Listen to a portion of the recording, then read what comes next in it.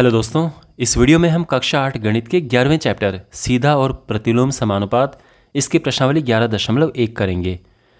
इस बुक में यानी जो नई बुक है उसमें ये प्रश्नावली 11.1 है। जो पुरानी बुक्स हैं उनमें ये प्रश्नावली 13.1 है, तो इसका ध्यान रखना। ओके, जो रिड्यूस्ड सिलेबस के हिसाब से जो नया सिलेबस है उसके हिसाब से जो नई बुक्स आई हैं उनमें ये प्रश्नावली 11.1 है। इस प्रश्नावली में 10 प्रश्न हैं और ये सभी प्रश्न सीधे समानुपात पर आधारित हैं। इसके बाद जो दूसरी प्रश्नावली है 11.2 उसके सभी प्रश्न प्रतिलोम समानुपात पर आधारित हैं। लेकिन फिर भी मैं आपको हर एक क्वेश्चन के साथ में ये समझाऊंगा कि इसमें सीधे समानुपात क्यों लगा है, क्योंकि अभी आपके सामने तो ये एक्सरसाइज है ना, आपको पता है कि भाई सभी सीधे समानुपात पर आधारित हैं और सभी में एक जैसा फॉर्मूला लगेगा x1/y1 बराबर x2/y2। लेकिन एग्जाम में जब आपके पास प्रश्न आएगा तो उसमें ये तो नहीं लिखा होगा कि कौन सी प्रश्नावली से 11.1 से है या 11.2 से है, तो वहाँ पे तो आपको पहचानना पड़ेगा। तो इसीलिए मैं आपको हर एक क्वेश्चन के साथ में यह समझाऊंगा कि क्यों इनमें सीधा समानुपात है। जो दूसरी प्रश्नावली आएगी उसमें मैं ये समझाऊंगा कि क्यों प्रतिलोम समानुपात है। आप समझ रहे हैं? तो ये आपको जानना, ये समझना ज़रूरी है। सीधे फॉर्मूले लगा के क्वेश्चन करने से पहले किस प्रकार का समानुपात है ये देखना, जानना, समझना ज़रूरी होता है। ऑलराइट, तो अब करते हैं शुरू। और ये है इस प्रश्नावली का पहला प्रश्न। एक रेलवे स्टेशन के निकट कार पार्किंग शुल्क इस प्रकार से है। तो रेलवे स्टेशन है, वहाँ पर कार पार्क करते हैं, तो आपको पता है पार्किंग का शुल्क होता है, उसका चार्जेस होते हैं। तो अब ये लिखा है समय और फिर ये शुल्क लिखा है कि इतना शुल्क आपको देना पड़ेगा अगर आप इतने घंटे तक वहाँ पे अपनी कार रखेंगे, खड़ी करेंगे। हमें यह बताना है कि ये जो अनुपात है, यह जो अनुपात कहो या समानुपात कहो, यह प्रत्यक्ष है या नहीं है। ओके, तो प्रत्यक्ष सीधा जो समानुपात है इसको हम प्रत्यक्ष समानुपात भी कहते हैं, ध्यान रखना, ठीक है। तो प्रत्यक्ष अनुपात कहो या सीधा अनुपात कहो या प्रत्यक्ष समानुपात कहो, ये सब एक जैसी चीज़ें हैं। तो सबसे पहले तो एक सारणी बनाएंगे। एक चीज़ को हम x नाम देते हैं, दूसरी चीज़ को y नाम देते हैं, और इसके बाद फिर हम एक सारणी बनाते हैं। और सारणी बनाने के बाद तब हम आगे करेंगे। पहले ये सारणी बनाते हैं, लेकिन उससे पहले हमें लिखना है कि माना समय x में है और जो शुल्क है इसको हम y ले रहे हैं, ठीक है। और अब हम जो यहाँ पर ये इन्फॉर्मेशन लिखी है इसको सारणी में सारणीबद्ध करेंगे ताकि पूरा ये ऑर्गेनाइज्ड लगे। तो यहाँ पर ये हो गया समय और ये शुल्क इस तरह से। तो 4 घंटे 8 12 24 60 रुपये, रुपये में 60 रुपये, 100 रुपये, 140 रुपये, 180 रुपये। ओके, हमने सारणी बना दी है।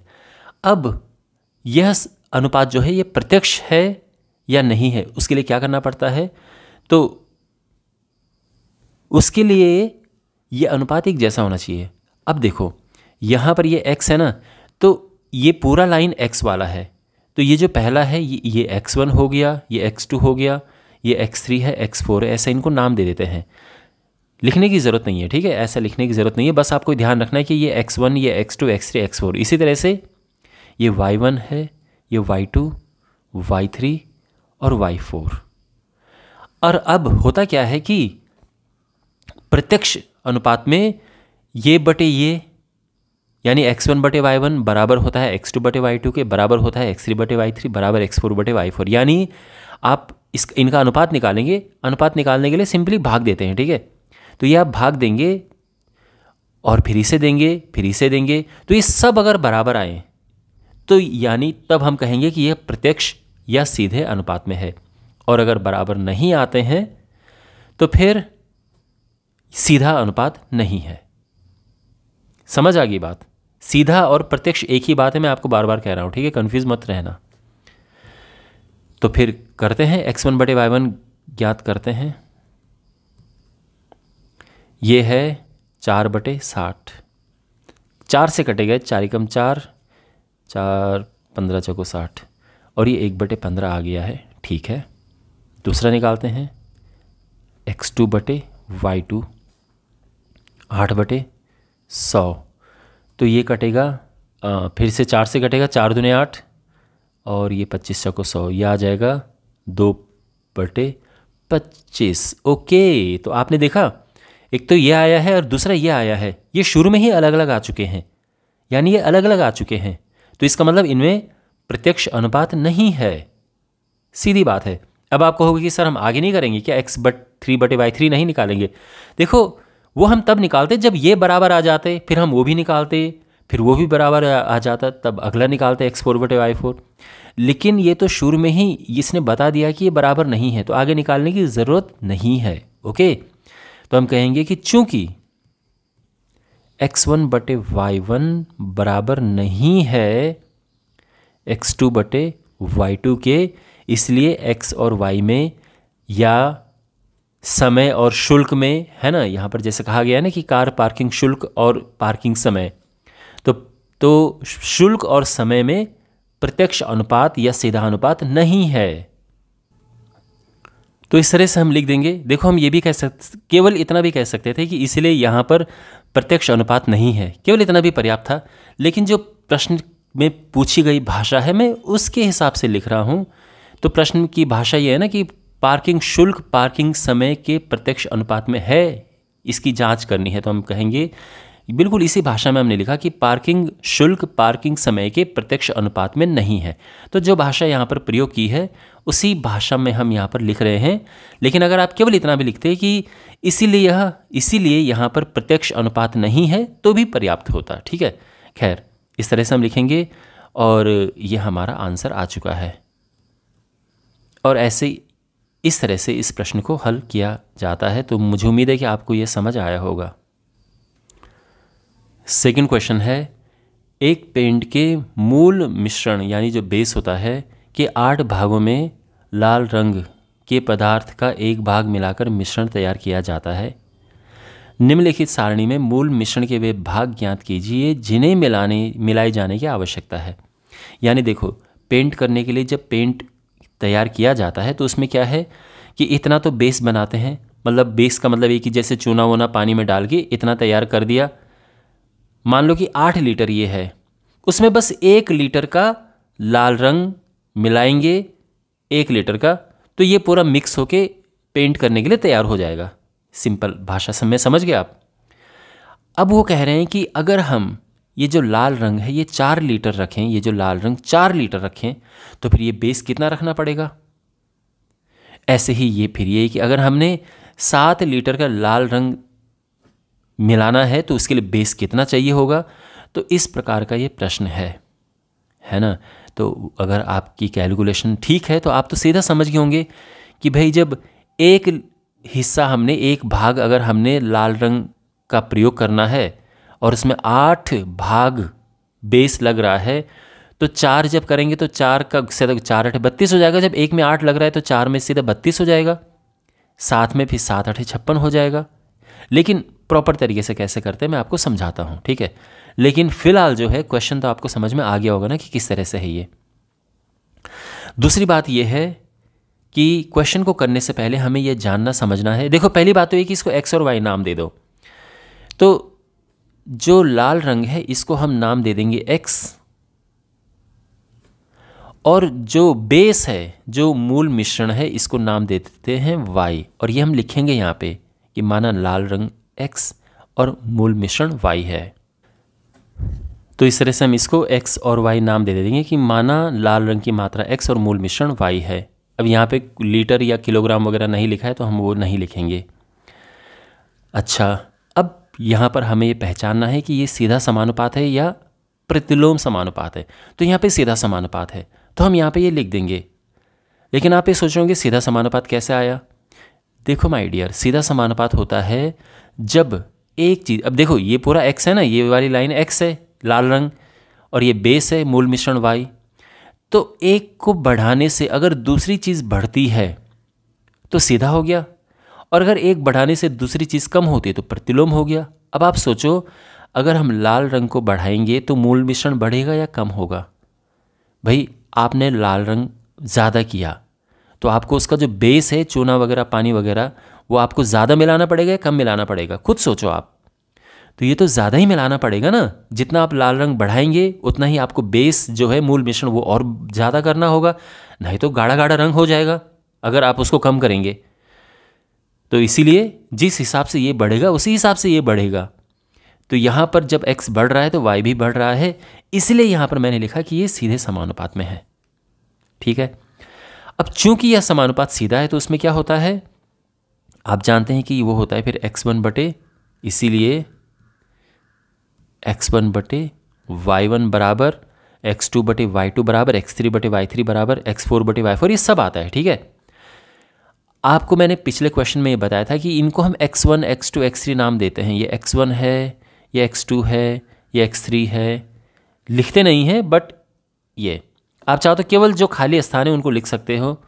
ये y1 है, ये हमने y2 निकालना है ना, ये y3 है, ये y4 है, ये y5 है। ऐसा करने से क्वेश्चन सॉल्व करने में बड़ी आसानी रहती है। तो इनको हम इस तरह से, ये लिखने की ज़रूरत नहीं है, बस ये माइंड में रखना कि इनको x1, x2, x3, x4, x5 ऐसा कहते हैं। ठीक है। और ये नीचे y वाले हैं, ये ध्यान में रखना। चलिए, अब सीधे समानुपात में तो ये होता है x1 बटे y1 बराबर x2 बटे y2। तो यहाँ पर वैल्यू पुट करते हैं। ये 1 बटे 8 हो गया, x1 1 है और ये 8 है, 1 बटे 8 हो गया, बराबर x2 4 है और y2 हमें ज्ञात करना है। तो y2 लिख देंगे।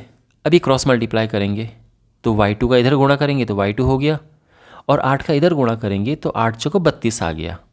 लिख सकते हैं ना 32। तो यहाँ पर जो खाली स्थान है यहाँ पर आएगा 32, इस तरह से। ओके। और अब हमने निकालना है y3 निकालना है। तो y3 निकालने के लिए क्या करेंगे हम कि इसी प्रकार से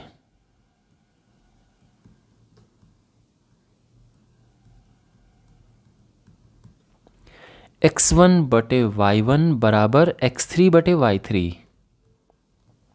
ध्यान रखना, अब हमारे पास x2 y2 दोनों है ना, x2 भी है y2 भी है, तो x1 y1 की जगह पे x2 y2 भी ले सकते हैं। हालांकि मैं x1 बटे y1 ले रहा हूँ क्योंकि ये आसान है। x1 1 है, y1 8 है, x3 क्या है 7 है ना, ये देखो यहाँ पर x3 7 है और y3 हमें ज्ञात करना है। तो यहाँ पर क्रॉस मल्टीप्लाई करेंगे, y3 का इधर गुणा करेंगे और 7 का इधर, 7 8 56।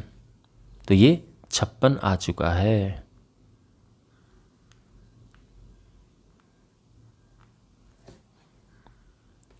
ओके। अच्छा, अब हम निकालेंगे y4। तो इसी प्रकार से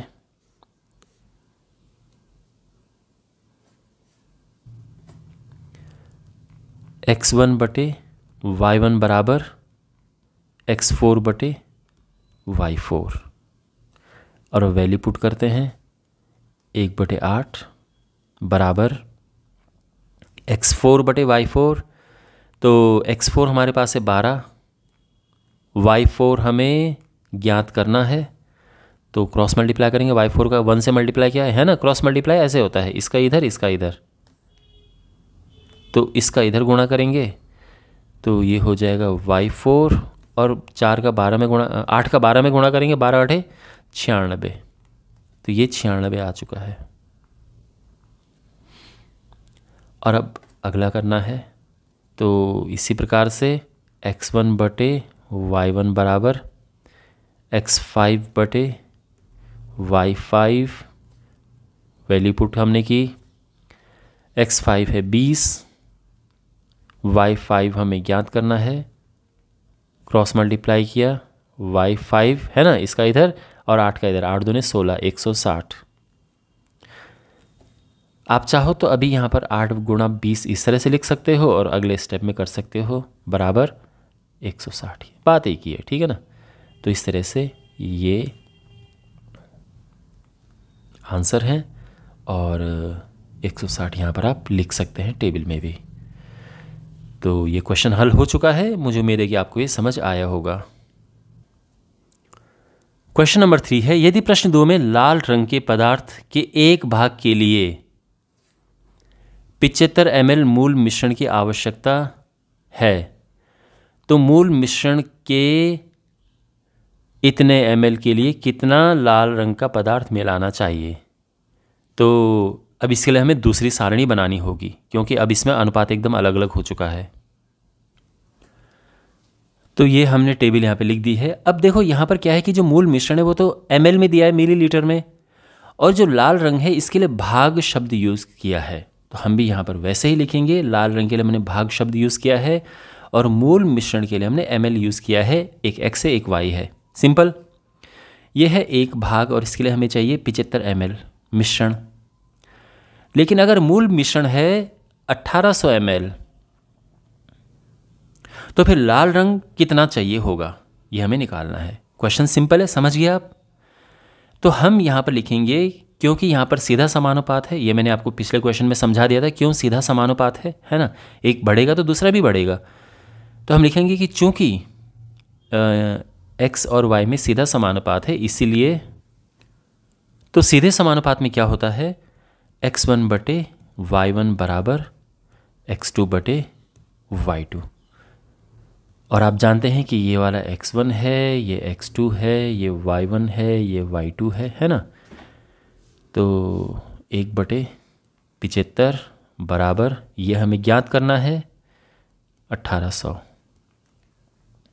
क्रॉस मल्टीप्लाई करेंगे हम तो 1800 का यहाँ गुणा होगा तो ये तो 1800 आ जाएगा, है ना। क्रॉस मल्टीप्लाई में क्या होता है, इसका इधर गुणा इसका इधर गुणा, ओके। और ये हो जाएगा 75 गुणा x2। अब हमें x2 ज्ञात करना है तो उसके लिए क्या करना पड़ेगा, 75 नीचे आएगा तो 1800 बटे 75। अब इसको काटेंगे, 5 से कटेगा, 5 कम 5, 5 बचे 25। ये 5 से कटा, 5 3 15, 6 0, 5 6 की 30, सॉरी 3 0 आया, 5 6 की 30 और 1 0। फिर 5 से कटेगा, 5 3 15, 5 7 35, 5 दूनी 10। फिर 3 से कटेगा तो 3 दूने 6, 3 चौको 12, 24। ये 24 आ गया है। तो 24 भाग हमें मिलाना पड़ेगा लाल रंग का इतने मिश्रण में। ये हमारा आंसर आ चुका है। मैं उम्मीद करता हूँ कि आपको ये क्वेश्चन भी अच्छे से समझ आ गया होगा। क्वेश्चन नंबर 4 है, किसी सॉफ्ट ड्रिंक फैक्ट्री में एक मशीन 840 बोतलें 6 घंटे में भरती है तो 5 घंटे में कितनी बोतलें भरेगी। ओके, तो हम एक चीज़ को x, एक चीज़ को y नाम दे देते हैं। तो बोतलों की संख्या को हम नाम दे देते हैं x और जो समय है उसको हम नाम दे देते हैं y। तो हम यहाँ पर लिखेंगे, माना बोतलों की संख्या x और समय y है, समय घंटे में है तो समय y है। अब हम एक यहाँ पर सारणी बनाएंगे और इस सारणी में हम जो भी जानकारी है उसे लिखेंगे जिससे कि ये आसान हो जाएगा।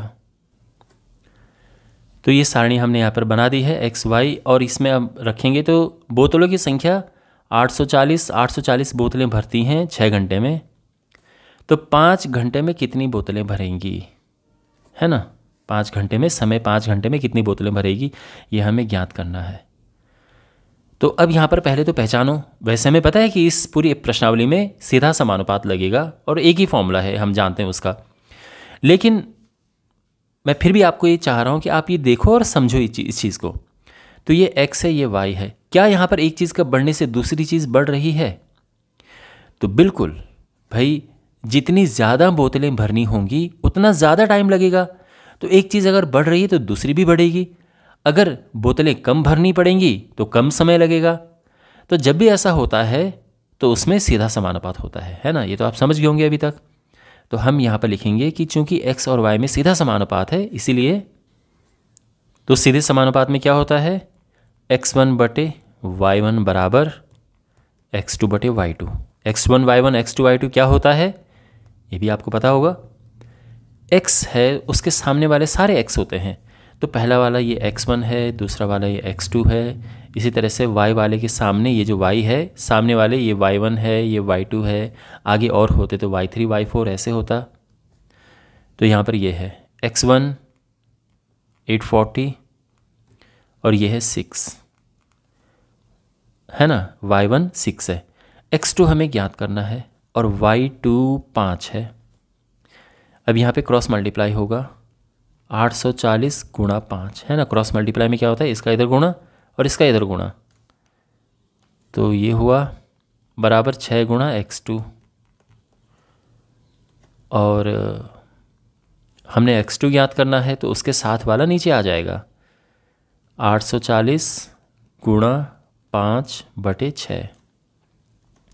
6 से ही कटा तो बिल्कुल कट रहा है, 6 कम 6, 6 6 24 0 और गुणा करेंगे तो ये 7 14 5 70 700 आ जाएगा। ये हमारा आंसर है। अगर आपको फाइनल स्टेटमेंट लिखना है तो आप लिख सकते हो, ये जो प्रश्न की भाषा है तो आप लिख सकते हो कि मशीन 5 घंटे में 700 बोतलें भरेगी। इस तरह से हम अपना फाइनल स्टेटमेंट लिखेंगे और लिखना चाहिए, ये कंप्लीट हमारा सोल्यूशन होता है। ठीक है, जब आप ये फाइनल में ये लाइन ये स्टेटमेंट लिख देते हो, यहाँ पे भी छोड़ सकते हैं आप, कोई बात नहीं है, बट अगर आप इस तरह से लिखते हो ये बेस्ट है, कोई नंबर कटने के चांस कहीं नहीं है। अब तो उम्मीद करता हूँ कि ये क्वेश्चन आपको समझ आ गया होगा। क्वेश्चन नंबर 5 है, एक बैक्टीरिया या जीवाणु के फोटोग्राफ यहाँ पर है को 50,000 गुना आवर्धित करने पर उसकी लंबाई 5 सेंटीमीटर हो जाती है। जब हम उसको 50,000 गुना करते हैं, आवर्धित बड़ा करते हैं, ये उसको माइक्रोस्कोप से देखने पर, तो उसकी लंबाई हो जाती है 5 सेंटीमीटर। ये 5 सेंटीमीटर है। तो इसकी वास्तविक लंबाई क्या है बैक्टीरिया की, ठीक है। और फिर यह है कि अगर 20,000 गुना आवर्धित किया जाए तो फिर लंबाई क्या होगी, ये लंबाई क्या होगी अगर 20,000 गुना आवर्धित कर दें। तो ठीक है, यहाँ पे हम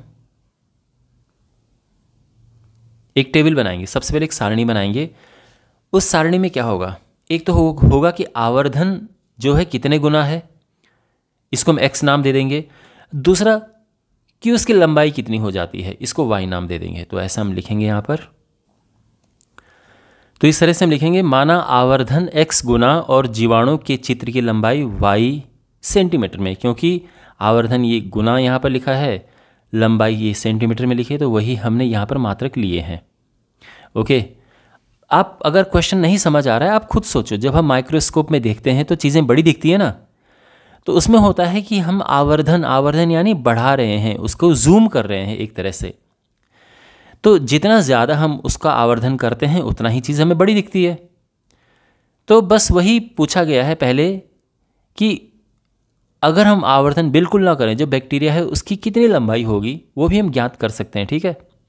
और फिर ये कि जब आवर्धन हमने 20,000 गुना किया तो लंबाई क्या होगी। मुझे उम्मीद है कि आपको क्वेश्चन समझ आ गया होगा। तो यहाँ पर हम एक सारणी बनाएंगे। सबसे पहले वही काम करते हैं। अब यहाँ पर देखो, ये हम सारणी इस तरह से बनाएंगे। तो जब आवर्धन है 50,000 गुना, तो लंबाई है 5 सेंटीमीटर, बिल्कुल ये जानकारी है। अब वास्तविक लंबाई कितनी होगी, एक तो हमें ये ज्ञात करना है। और वास्तविक लंबाई में आवर्धन बिल्कुल नहीं है, बस हम 1 लिख रहे हैं। 1 का मतलब है कि जितना है उतना, हम उसको जूम इन जूम आउट नहीं कर रहे हैं, मतलब जितना है उतना ही है, हम उसको बढ़ा नहीं रहे हैं। ये है, तभी जाके हमें बैक्टीरिया की वास्तविक लंबाई मिलेगी। और फिर ये कि जब हमने 20,000 गुना आवर्धन किया तो कितनी लंबाई है, इस तरह से हमने ज्ञात करना है।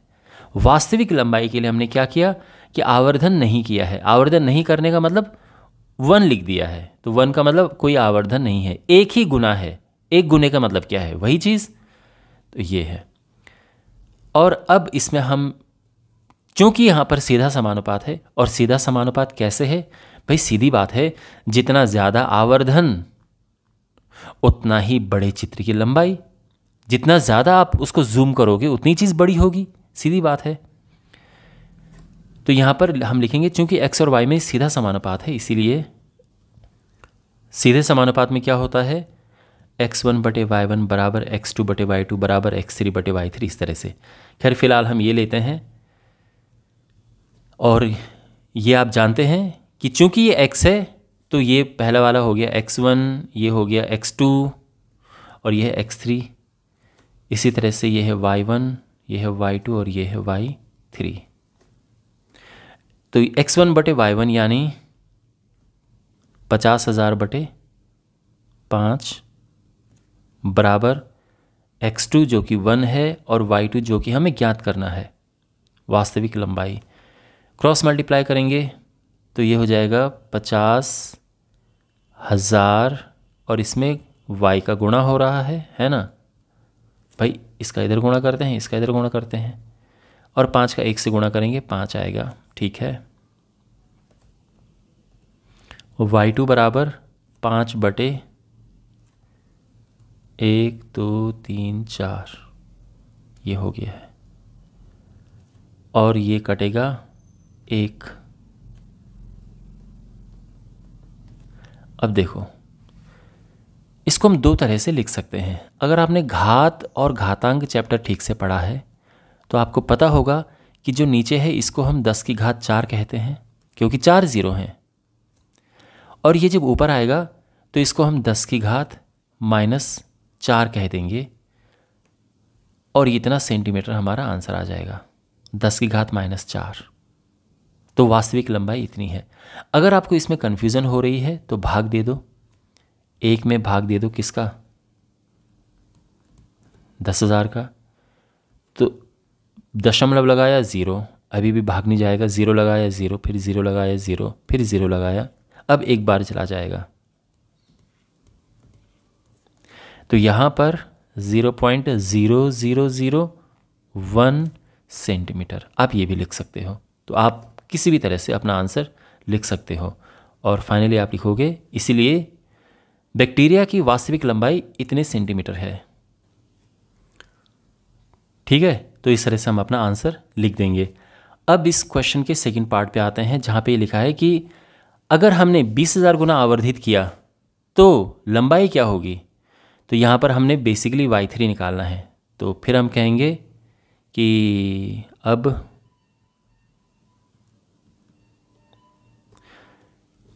x1 बटे y1 बराबर हम लेंगे x3 बटे y3। x1 कितना है, 50,000, ये है 5, और ये है 20,000, और ये हमने ज्ञात करना है ना। यहाँ पर देखो ये इस तरह से है, क्रॉस मल्टीप्लाई करेंगे 1 2 3 4, और फिर इसका यहाँ गुणा होगा तो 5 गुणा ये। अब ये नीचे जाएगा, 5 गुणा 2 1 2 3 4 बटे, अब यहाँ पर 4 0 से तो 4 0 कटे, 5 से 5 कटा, बचा 2, तो ये हो जाएगा 2, और ध्यान रखना ये सेंटीमीटर में था, तो हम लिखेंगे कि इसीलिए आवर्धित लंबाई 2 सेंटीमीटर होगी। और इस तरह से हम अपना फाइनल स्टेटमेंट लिख देंगे। तो ये हमारा आंसर है। तो मैं उम्मीद करता हूँ कि ये भी आपको समझ आ गया होगा। क्वेश्चन नंबर 6 है, एक जहाज़ के मॉडल में उसका मस्तूल मास्ट, देखो मास्ट होता है जो सबसे ऊंचा वाला एक पोल होता है, तो बेसिकली इसकी बात की गई है। ये 9 सेंटीमीटर ऊंचा है, जबकि वास्तविक जहाज़ में 12 मीटर ऊंचा है। तो यदि जहाज़ की लंबाई ये है तो मॉडल की लंबाई क्या है। अब देखो मॉडल एक छोटा सा बनाया गया है, जिसमें इस तरह से ये यहाँ पर ये एक पोल लगा है, ये मास्ट है, ठीक है, इस तरह से मान लो ये। और सचमुच का जो है वो जहाज़ ये है, मान लो कि यहाँ पे इस तरह से ये सचमुच वाला है। तो अब क्या है कि जो ये मॉडल है, तो मॉडल में इसकी हाइट है 9 सेंटीमीटर, और जो सचमुच है इसकी हाइट है ये 12 मीटर है। तो और इसकी जो लंबाई है ये 28 मीटर है। तो हमें बताना है कि मॉडल की लंबाई क्या थी, मॉडल में जहाज़ की लंबाई क्या थी। अब क्वेश्चन आप समझ गए ना। तो अब इसकी हम एक सारणी बनाएंगे प्रॉपर तरीके से और फिर हम ये पता करेंगे कि जो मॉडल था छोटा सा उसकी लंबाई कितनी थी। तो हम यहाँ पर एक एक्स लेते हैं, एक वाई लेते हैं, जैसा आप जानते हैं। तो यहाँ पर जो ये मास्ट ये लगा है इसको हम एक्स ले लेते हैं और जहाज़ की लंबाई को हम ले लेते हैं वाई। तो इस तरह से हमने ये लिख दिया है। और अब यहाँ पर हम एक सारणी बनाएंगे। अब यहाँ पर एक इम्पॉर्टेंट बात समझने की ये है कि जो यहाँ पे मात्रक हैं, आप देख रहे हैं मात्रक, कहीं कहीं पे सेंटीमीटर है, कहीं कहीं पे मीटर है।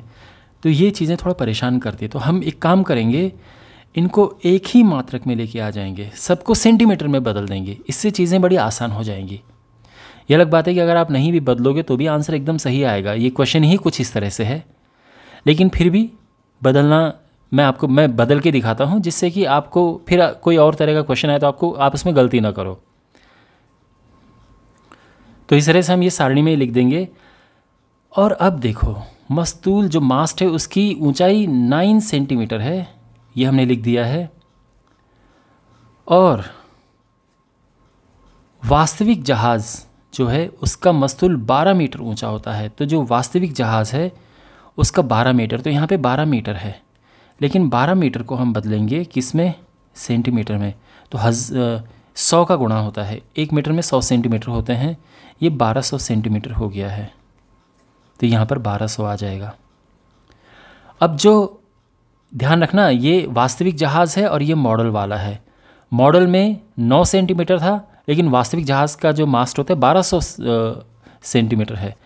दिया है कि जो वास्तविक जहाज़ है उसकी लंबाई 28 मीटर है, वास्तविक जहाज़। तो ये तो वास्तविक वाला जहाज़ है, इसकी लंबाई है 28 मीटर। तो 28 मीटर का मतलब हो जाएगा 2800 सेंटीमीटर, है ना। 28 मीटर का मतलब क्या है, 28 में 100 का गुणा करेंगे और ये हो जाएगा 2800 सेंटीमीटर। तो ये पूछा है कि जहाज़ की जो मॉडल में लंबाई है उसकी वो क्या होगी। तो मैंने आपको बताया था ना कि मॉडल की लंबाई हमें पता करनी है। अब इस टेबल को पहले समझो ठीक से। ये जो यहाँ पर जानकारी दी है ये मॉडल वाली है, मॉडल। और ये जो जानकारी है ये वास्तविक में जो जहाज़ है वो है, जो वास्तविक में है।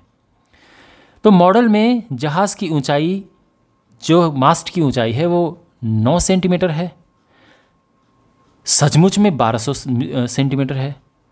मॉडल में हमें जहाज़ की ऊंचाई पता करनी है, मॉडल में जहाज़ की लंबाई पता करनी है, और सचमुच में जहाज़ की लंबाई 2800 है। क्वेश्चन समझ आ गया। तो इस तरह से हम करेंगे। और अब यहाँ पर जो अनुपात है वो आप जानते हैं कि प्रत्यक्ष है, सीधा समानुपात है। भाई ये चीज़ बढ़ेगी तो ये चीज़ भी तो बढ़ेगी ना। जितना जहाज़ ऊंचा होगा उतना ही तो ये लंबा भी होगा उसी हिसाब से। तो ये सीधा समानुपात है। तो चूंकि यहाँ पर सीधा समानुपात है, इसीलिए तो सीधे समानुपात में क्या होता है, x1 बटे y1 बराबर x2 बटे y2। x1 y1 क्या है, आई एम श्योर आपको पता चल गया होगा। तो x1 ये है, x2 ये है, y1 ये है और y2 ये है। तो इन चीज़ों को रखते हैं। x1 9 है, y1 हमें पता करना है, x2 है 1200 और y2 2800। आप चाहो तो यहाँ पे काट दो, चीज़ें थोड़ा आसान हो जाएंगी। 2 0 से जैसे 2 0 कटा, 4 3 12 और 4 7 28, तो थोड़ा कैलकुलेट करने में आसान हो जाएगा। क्रॉस मल्टीप्लाई करेंगे, 7 का इधर गुणा होगा तो 9 गुणा 7 और 3 का उधर गुणा होगा, 3 गुणा y1। अब हम y1 ज्ञात करेंगे तो 3 नीचे आएगा, इससे कटा 3 3 9 और 7 3 21 आया। और ध्यान रखना ये सब सेंटीमीटर में है, तो ये 21 सेंटीमीटर ये। तो ये लंबाई आ चुकी है जहाज़ के मॉडल की। तो हम कहेंगे जहाज़ के मॉडल की लंबाई 21 सेंटीमीटर है। और ये हमारा फाइनल स्टेटमेंट हो गया। तो मैं उम्मीद करता हूँ कि आपको ये सोल्यूशन समझ आया होगा। क्वेश्चन नंबर 7 है, मान लीजिए 2 किलोग्राम चीनी में इतने क्रिस्टल हैं। ठीक है, निम्नलिखित चीनी में कितने चीनी के क्रिस्टल होंगे? ओके, तो यहाँ पर एक x एक y ले लेते हैं। तो जो चीनी का वज़न है उसको x ले लेते हैं और जो क्रिस्टल की संख्या है उसको y ले लेते हैं। ठीक है, तो हम यहाँ पे लिखेंगे, माना चीनी का वज़न x किलोग्राम और क्रिस्टल की संख्या y है।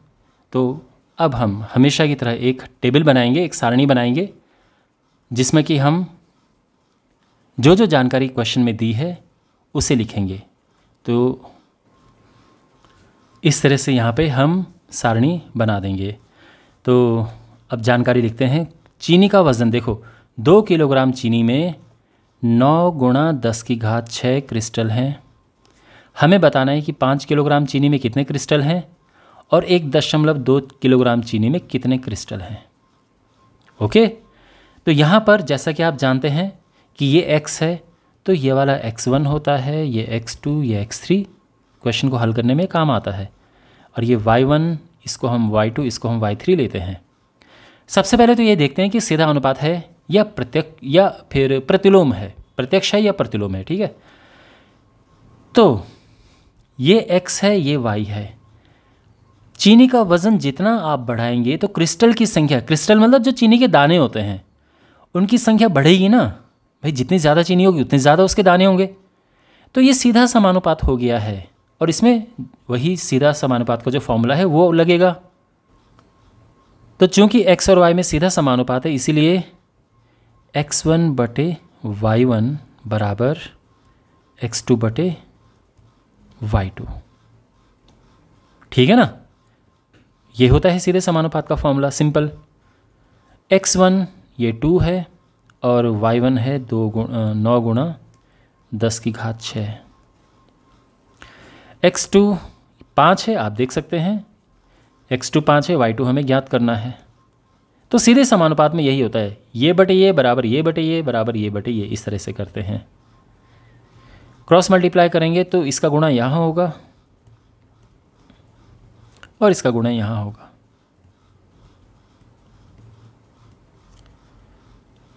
और y2 आ जाएगा, 2 नीचे आएगा, 5 गुणा 9 गुणा 10 की घात 6 बटे 2। 9 पचे 45 गुणा 10 की घात 6 बटे 2।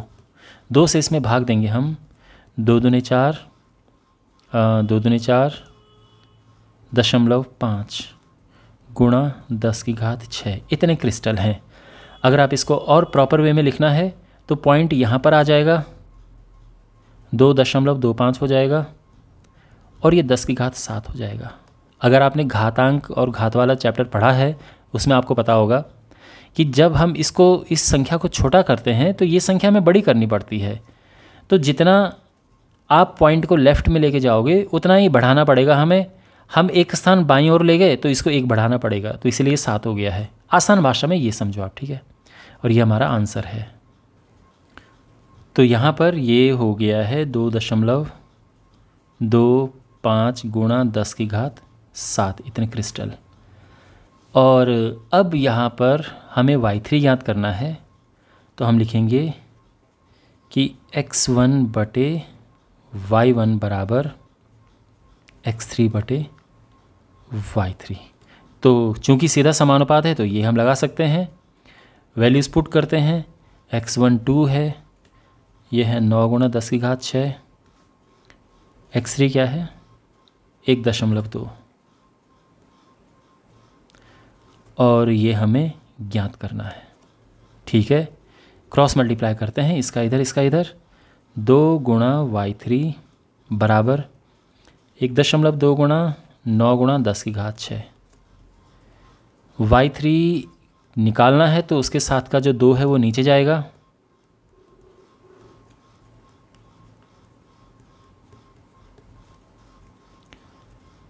दो से कटेगा, 2 छके 12 0.6 और 9 छके 54 5.4 गुणा 10 की घात 6 इतने क्रिस्टल हैं।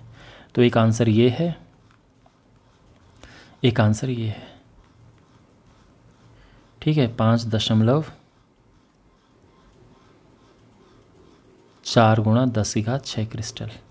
तो मैं उम्मीद करता हूँ कि आपको ये सोल्यूशन भी अच्छे से समझ आया होगा। क्वेश्चन नंबर 8 है, रश्मि के पास एक सड़क का मानचित्र है, एक मैप है, आजकल गूगल मैप भी आप देखते होंगे। तो उसमें क्या है कि जो मैप है, जो मानचित्र है, उसमें रश्मि ने 1 सेंटीमीटर की दूरी तय की, लेकिन एक्चुअल में वो दूरी 18 किलोमीटर तय की। तो अगर रश्मि ने 72 किलोमीटर की दूरी तय करनी है या तय की, तो मैप में कितना वो चली है ना। तो मैप में रश्मि चली होगी, जैसे यहाँ से चला, फिर यहाँ से ऐसे वो चली होगी, ठीक है। और ये हो गया टोटल 72 किलोमीटर। तो हमें बताना है कि ये लंबाई क्या है, मतलब मैप में, मानचित्र में कितना चली हो। तो अब यहाँ पे एक x और एक y लेना होता है। तो हम क्या करेंगे कि मानचित्र पर चली गई दूरी को हम x लेते हैं और वास्तविक दूरी को y लेते हैं, जो सचमुच चला। तो माना रश्मि द्वारा मानचित्र में तय की गई दूरी x सेंटीमीटर और वास्तविक तय की गई दूरी y किलोमीटर है। तो क्योंकि वास्तविक में किलोमीटर में चल रही है और मैप में छोटा छोटा है, वो सेंटीमीटर में है। तो अब हम सबसे पहले तो इसका एक टेबल बनाएंगे, एक सारणी बनाएंगे, और उसके बाद चीज़ें आसान हो जाएंगी। तो यहाँ पर हम इस तरह से x और y लिखेंगे, मानचित्र में दूरी x और वास्तविक दूरी y। अब देखो, मानचित्र में 1 सेंटीमीटर दूरी तय की गई और वास्तविक में 18 किलोमीटर वो चली रश्मि। अगर वास्तविक में 72 किलोमीटर चली तो मानचित्र में कितनी दूरी तय की गई, ये एक प्रश्न है। ओके, ध्यान रखना, आप ये सोच रहे होंगे कि सर एक तो सेंटीमीटर में है, एक किलोमीटर में है, तो आपने सबको एक जैसा क्यों नहीं रखा। उसका कारण ये है माय डियर कि अगर हम इसको सेंटीमीटर लेते हैं तो ये भी सेंटीमीटर में है और ये भी सेंटीमीटर में है। अगर हम इसको किलोमीटर में लेते हैं तो ये भी किलोमीटर, ये भी किलोमीटर है। प्रॉब्लम तब आती है जब ये वाला सेंटीमीटर में, जब देखो प्रॉब्लम कब आती है कि जब ये सेंटीमीटर हो और ये किलोमीटर हो, तब दिक्कत आ जाती है। तब हमको सभी को बदलना पड़ता है एक ही मात्रक में। जैसा कि मैं आपको बताता हूँ, एक पीछे हमने क्वेश्चन किया था, ये वाला क्वेश्चन आपने देखा होगा, इसमें सबको हमें बदलना पड़ा। उसका कारण ये है कि मैं यहाँ पर अगर मैं सेंटीमीटर लिखता तो मैं यहाँ पे 12 नहीं लिख सकता था, क्योंकि ये सेंटीमीटर है और ये है मीटर। इसीलिए मुझे, कि अगर यहाँ पे मुझे सेंटीमीटर लिखना है तो इसके सामने के दोनों सेंटीमीटर होने चाहिए ना, तो इसलिए मुझे मजबूरी में इसको सेंटीमीटर में बदलना पड़ा। तो ये है। लेकिन अगर दोनों ही एक ही यूनिट में है, ये सामने वाले दोनों ही एक ही यूनिट, जैसे दोनों x एक ही मात्रक में है, तो फिर कोई दिक्कत नहीं है, तब बदलने की ज़रूरत नहीं है। बहुत बार हम नहीं भी बदलते हैं। तो यहाँ पर ये दोनों सेंटीमीटर में है, ये भी सेंटीमीटर में है और ये भी हमारा आंसर सेंटीमीटर में आएगा, और ये किलोमीटर में है और ये भी किलोमीटर में दिया है। तो इससे कोई, ये हम कर सकते हैं। आपको बात समझ आ रही है। प्रॉब्लम तब होती है जो x है उसमें एक x कुछ और एक x कुछ और मात्रक में हो, तो बदलना पड़ता है फिर। खैर, यहाँ पे तो ये इस तरह से है, और आप जैसे कि जानते हैं ये x1 हम यूजुअली लेते हैं, ये y1, x2, y2, ताकि क्वेश्चन करने में इजी रहे। अब आप ये बताओ कि ये सीधा समानुपात है या प्रतिलोम समानुपात है। तो सीधा समानुपात है भाई। मानचित्र में जितनी ज़्यादा दूरी तय की गई होगी, सचमुच भी तो उतनी ही ज़्यादा दूरी तय होगी ना। जितना ज़्यादा आप मैप में चलोगे, सचमुच में भी तो उतना ही ज़्यादा चलोगे। ऐसा तो है नहीं कि मैप पे आप जितना ज़्यादा चलोगे सचमुच में उतना कम होता जाएगा, ऐसा नहीं होता है ना। तो ये इसलिए सीधा समानुपात है, और हम लिखेंगे चूँकि x और y में सीधा समानुपात है, इसलिए x1/y1 बराबर x2/y2, ये आप जानते हैं। तो ये हो गया 1, 18, ये हमें ज्ञात करना है, और ये है 72। क्रॉस मल्टीप्लाई करेंगे, इसका गुणा इससे करेंगे तो 72 कम 72 हुआ, इसका गुणा इससे करेंगे तो 18 गुणा x2, और अब हमें x2 ज्ञात करना है। तो x2 हो जाएगा 72/18, और ये 4 बार कर 18 चौको 72, 4 आएगा, और ये 4 सेंटीमीटर है, ध्यान रखना, क्योंकि x2 सेंटीमीटर में है। तो हम लिखेंगे कि मानचित्र में तय की गई दूरी 4 सेंटीमीटर है। ये हमारा आंसर है। ठीक है। क्वेश्चन नंबर 9, यदि 5 मीटर 60 सेंटीमीटर ऊंचे ऊर्ध्वाधर खंभे की छाया की लंबाई इतनी है, तो उसी समय ज्ञात कीजिए इतने ऊंचे खंभे की छाया और ऐसे खंभे की छाया जिसकी लंबाई 5, मतलब जिसमें छाया की लंबाई 5 मीटर है। समझ गए आप? तो बेसिकली सिचुएशन ये है कि ये खंभे हैं, एक ये है, जैसे एक ये है और एक ये है, ऐसे खंभे हैं और इनकी छाया, तो इनकी छाया है, जैसे इसकी छाया इतनी लंबी है, फिर इसकी छाया इतनी होगी और इसकी छाया ऐसी, जितना लंबा खंभा उतनी ज़्यादा छाया, है ना? Simple concept. तो करते हैं क्वेश्चन को आगे। इसमें एक x और एक y लेना है हमने। तो खंभे की ऊंचाई को हम x मान लेते हैं और छाया की लंबाई को y लेकर चलते हैं। अब यहाँ पर ऊंचाई और छाया दोनों को मैंने सेंटीमीटर लिखा है, क्योंकि मीटर और सेंटीमीटर का जब कॉम्बिनेशन होता है तो कैलकुलेशन करने में दिक्कत होती है, कैलकुलेशन नहीं कर पाते हैं। या तो सबको मीटर में बदलो या सबको सेंटीमीटर में बदलो, और मीटर में बदलना मुश्किल होता है। ठीक है, फिर दशमलव में आपको लिखना पड़ेगा, दशमलव में आपको गुणा भाग करना पड़ेगा, वो मुश्किल होगा। तो बेस्ट है कि सबको सेंटीमीटर में बदल दो, जितनी भी आपको यहाँ पर ये नंबर दिख रहे हैं सबको हमें बदलना है सेंटीमीटर में। ओके, तो हम एक सारणी बनाएंगे।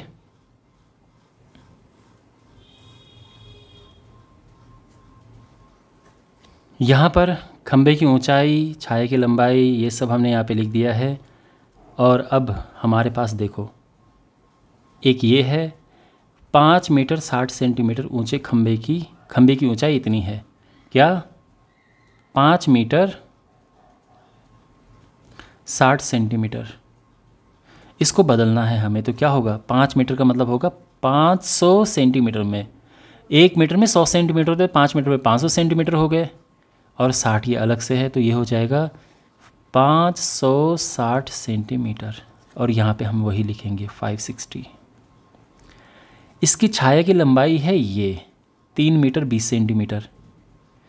3 मीटर 20 सेंटीमीटर का मतलब है, 3 मीटर का मतलब 300 सेंटीमीटर, उसमें 20 और जोड़ देंगे तो ये हो जाएगा 320 सेंटीमीटर।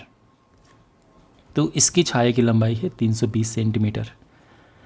अब जो पहले क्वेश्चन में 10 मीटर 50 सेंटीमीटर, तो इसका क्या मतलब है?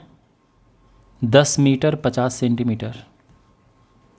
10 मीटर में क्या, 10 मीटर में कितने सेंटीमीटर होंगे? तो इसमें 100 का गुणा करेंगे, 1000 सेंटीमीटर। 50 इसमें और जुड़ गया तो ये हो गया 10 50, 1050 सेंटीमीटर। और ये हमें ज्ञात करना है ना? इतने ऊंचे खंभे की छाया की लंबाई। दूसरे पार्ट में खंभे की ऊंचाई पूछी है और हमें छाया की लंबाई दी है 5 मीटर। तो 5 मीटर का मतलब है 500 सेंटीमीटर। ये हो गया है बिल्कुल तैयार हल होने के लिए क्वेश्चन। अब जो इसका फर्स्ट पार्ट है तो वही लिखेंगे, चूंकि x और y में सीधा समानुपात है, और सीधा समानुपात तो होगा ही ना भाई, जितना ऊंचा खंभा उतनी ही लंबी छाया, तो ये बढ़ेगा तो ये भी बढ़ेगा, हो गया सीधा समानुपात।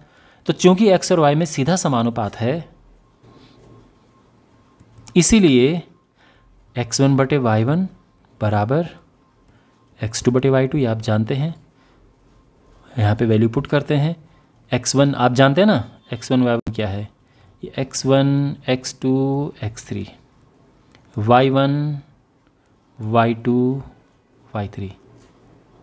तो ये हुआ 560 बटे 320 बराबर 1050 बटे y2 हमें निकालना है। ठीक, तो यहाँ पर हमने ये मान रख दिया है। 0 से 0 काट सकते हैं, कैलकुलेशन थोड़ा आसान हो जाएगी। 4 से भी कट रहा है, 14 चौको 56, 4 अठे 32, 2 से और कट रहा है, ये हुआ 7 और ये हुआ 4। ऐसे काटने से थोड़ा इजी हो जाता है कैलकुलेशन। अब करेंगे क्रॉस मल्टीप्लाई, y2 का इधर मल्टीप्लाई किया तो 7 गुणा y2, और इसका इधर मल्टीप्लाई करेंगे 4 गुणा इतना, तो y2 हो जाएगा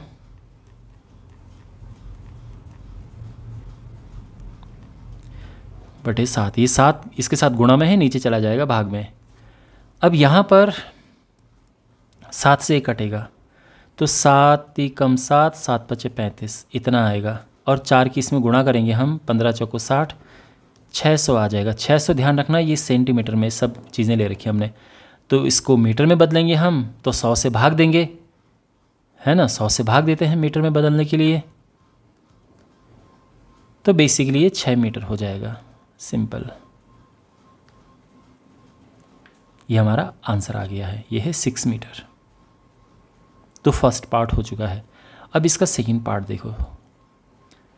सेकंड पार्ट में वही प्रक्रिया दोहराएंगे हम कि x1 बटे y1 बराबर x3 बटे y3, 560 320,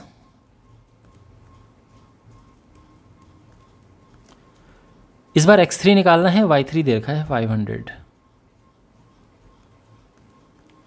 ठीक वैसे ही काटेंगे, तो क्या आया था काट के, हमने ऊपर भी काटा था, ये 7/4, और यहाँ पर क्रॉस मल्टीप्लाई करेंगे, इसका इधर 7 गुणा 500 और इसका इधर 4 गुणा x3। x3 हो जाएगा 7 गुणा 500/4, 4 से ये कटेगा, 4 × 4, 4 दूनी 8, 4 × 5 = 20, और ये हो जाएगा 7 × 5 = 35 का 5, 3 12 7 84, 3 87 इतना metre, sorry centimetre, not metre, centimetre में बदलेंगे। तो देखो 875 है ना, तो 800 सेंटीमीटर का मतलब तो 8 मीटर हो गया, सीधी बात है, और 75 अलग हो गया, तो ये हम लिख देंगे 8 मीटर 75 सेंटीमीटर। अगर वैसे नहीं समझ आ रहा है तो 100 से भाग दे दो, तो 8 बार जाएगा, 75 नीचे आ जाएगा, तो ये इतना मीटर हो गया, और ये सेंटीमीटर है। जिस तरह से आपको करना है, जो आसान लगे। ये हमारा आंसर आ गया, ये दूसरे पार्ट का आंसर है। तो उस खंबे की ऊंचाई इतनी होगी जिसकी छाया की लंबाई 5 मीटर है। ये था ना सेकंड क्वेश्चन, तो छाया 5 मीटर है तो खंबे की ऊंचाई ये होगी जो हमने अभी ज्ञात की है, और ये क्वेश्चन हल हो चुका है। क्वेश्चन नंबर 10, माल से लदा हुआ एक ट्रक 25 मिनट में इतने किलोमीटर चलता है, यदि चाल वही रहे तो 5 घंटे में कितनी दूरी तय कर पाएगा। तो यहाँ पर एक तो है टाइम और दूसरा है दूरी, तो टाइम को हम x ले लेंगे और दूरी को y ले लेंगे। तो माना समय x मिनट और दूरी y किलोमीटर है, तो अब हम सारणी बनाएंगे। तो ये हमने सारणी यहाँ पर बना दी है। समय जो है पहले तो है 25 मिनट, समय को हम मिनट में ले रहे हैं, दूरी को किलोमीटर में ले रहे हैं, ध्यान रखना। तो 25 मिनट में 14 किलोमीटर की दूरी तय करता है ट्रक। अब चाल वही है तो 5 घंटे में, तो देखो समय हम मिनट में ले रहे हैं लेकिन ये आ गया है 5 घंटे, तो इसको अगर हमें मिनट में बदलना हो तो क्या करेंगे, 60 का गुणा करेंगे, 6 × 5 = 30, अब ये मिनट हो गया है,